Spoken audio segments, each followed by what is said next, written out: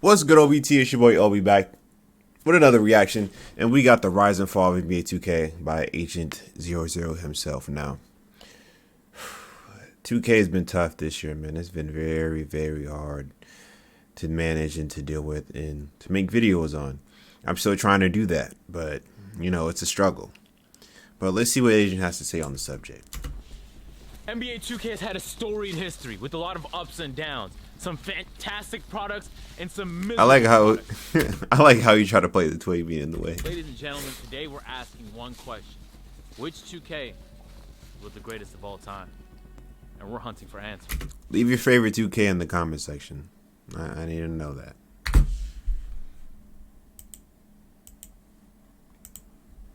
Now, I've been playing NBA 2K for over a decade, and when the conversation is usually brought up, 3 games come. Name your favorite 2K and your first 2K. My first 2K I ever played. I played the original 2K, like 2K, you know, the first one with Allen Iverson, but I don't remember it, so I don't claim it. My first 2K was NBA 2K4 with Ben Wallace on the cover. Actually, no, 2K5, my bad. 2K4 was something different, but yeah, 2K5. To mine. That was NBA my first 2K. 2K11, NBA 2K16, and NBA 2K19. For all intents and purposes, they were the best overall 2K products. Best 2K of all time. Once again, it's no comparison. NBA 2K16, best simulation experience Mine was either 15 or 16 best 2Ks of all time. ever created for any gaming sports. NBA 2K16 had something I think most sports games struggle with: a skill gap. In that game, the dribbling, the defense, all took skill to do. Yes, Someone sir. who plays 10 hours a day and who has mastered their craft of dribbling is gonna absolutely cook and 21-0 someone who does not play at all. 2K has had some incredible video games in the last decade. A joy to play, deep into the night till 5 a.m. with your guys. They've also had some abominations they called AAA video games.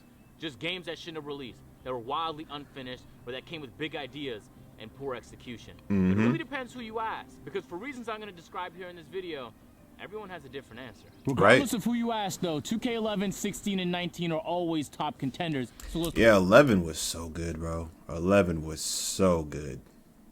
19 was, I didn't play 19 that much, but 2K 15, 16, and 11. I played the shit out of those. talk about it. Why those games were so great, what 2K did to fall off, and how they can come back. I would say the turn for the worst for 2K would have to be when they were just adding way too many things into the game without really understanding what the game really needed and its fundamentals and its core values.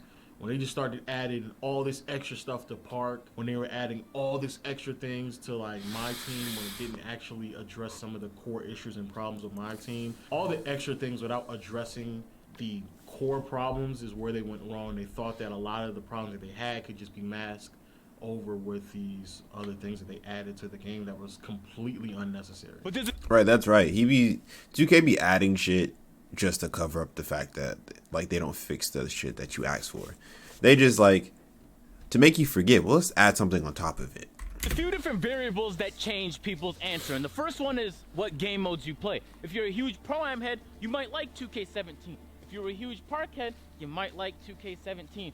My GM, not so much. The greatest 2K of all time, still 2K16. Man, the gameplay, the dribbling, the build system, the balance, the actual good. Every time I look at Peter, I just was like thinking he's like the kid from Reese's, the one that what's his name? I forgot his name. Affiliations, solid, you know. But I always think it's creativity. him. They had like a water park, amusement park, and like a rivet factory. The soundtrack. Oh my, that's the only 2K I've actually played the soundtrack on like consistently. It also really depends what your first 2K was. If you played 2K16, you think it's the greatest, but you never played 2K11, you're missing context. And 2, you tend to have fond memories of your first 2K. Even though 2K10 was the first one I played seriously, I have fond memories. I mean, my memories will lead me to believe. My first serious 2K was like 2K8 because I was like playing the game for fun, like beating people, like my friends and stuff for all the other 2Ks. But I actually took to like playing 2K like online very seriously on 2K8. It was better than 11, even though we know that to not be the case. It also really depends how many 2Ks you've played. There's a term used to describe this called franchise fatigue. The more you play a certain franchise, the more you get tired of it. So even if they're putting out the same level of output and innovation, you're not as surprised by it anymore. It's not as new.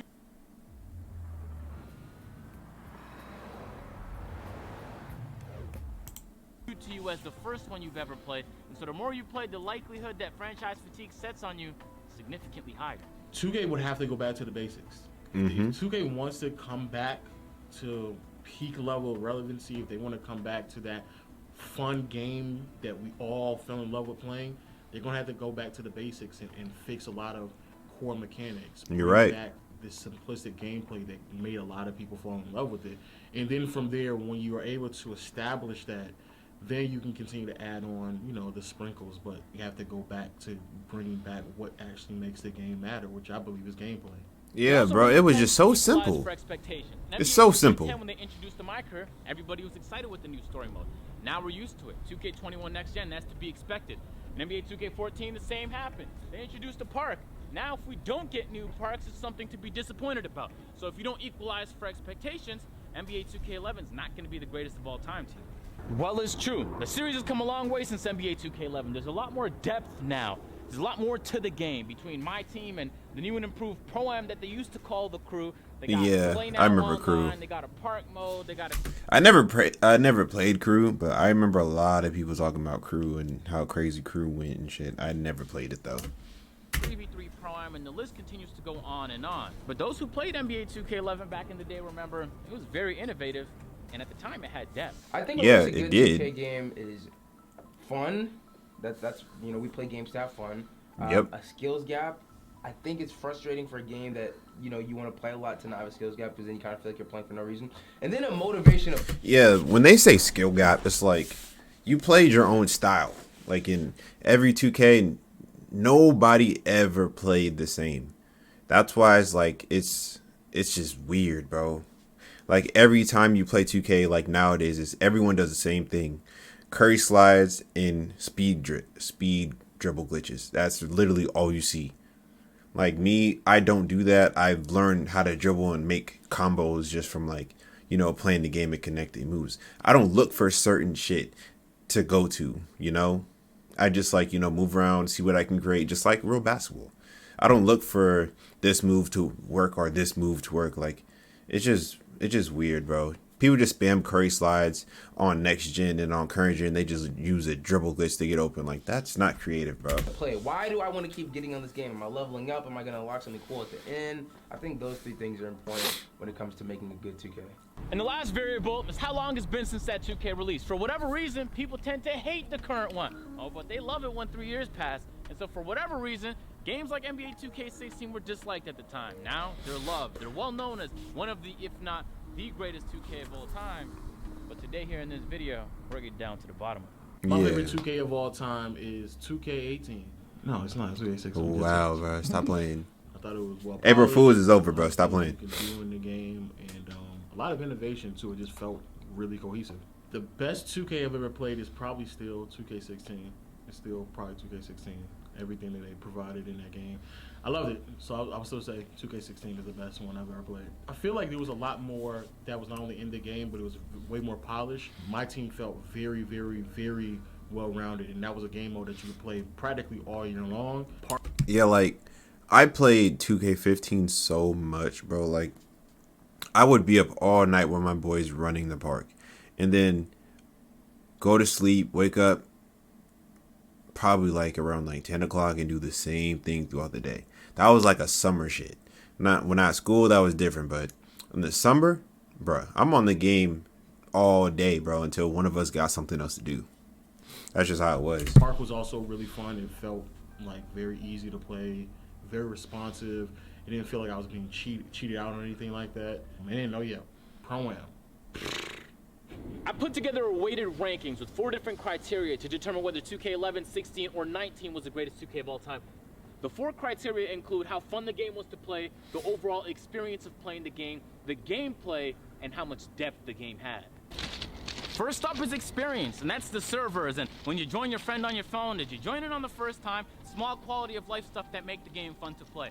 Next, gameplay. Gameplay is vital. I mean, just ask NBA Live what it looks like to drop a game over and over again with bad gameplay. It's not fun. Which leads us to the next one.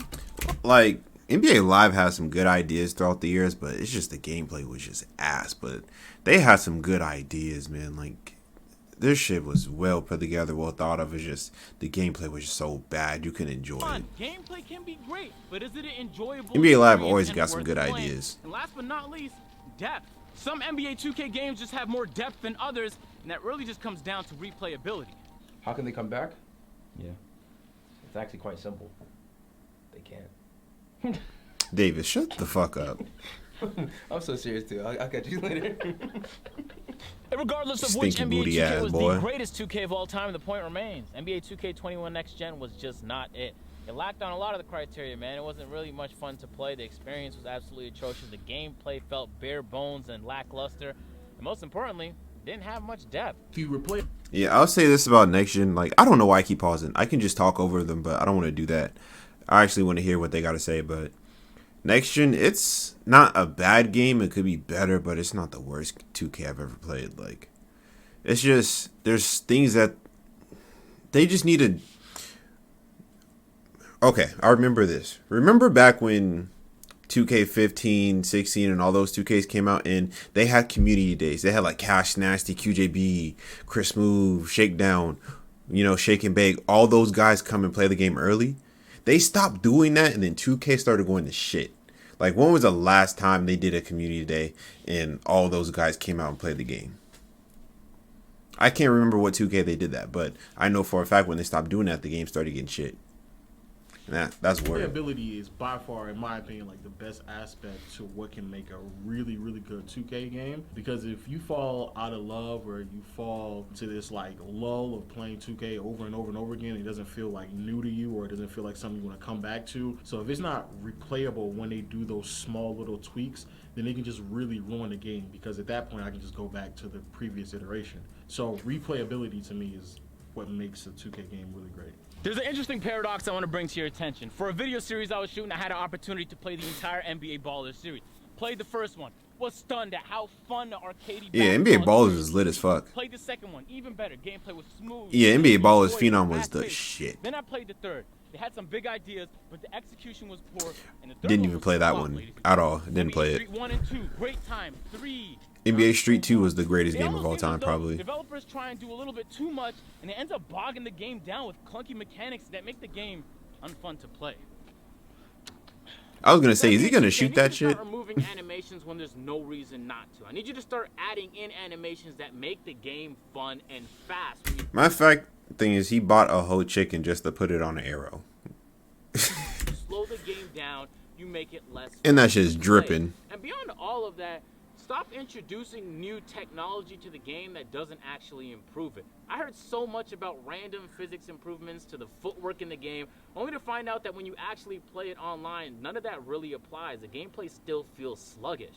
Everybody's experience on the game is different, and depending on who you ask, a game like NBA 2K17 can rank as one of the best or worst 2Ks of all time. Again, the variables do play a very big role. To illustrate this, I decided to ask some content creators in Hank the Tank, Joe Knows, and Troy Dan to put together their tier list of the last decade of 2Ks to see which one they thought was the best, and this is what it looks like. On the left, we got Hank the Tank.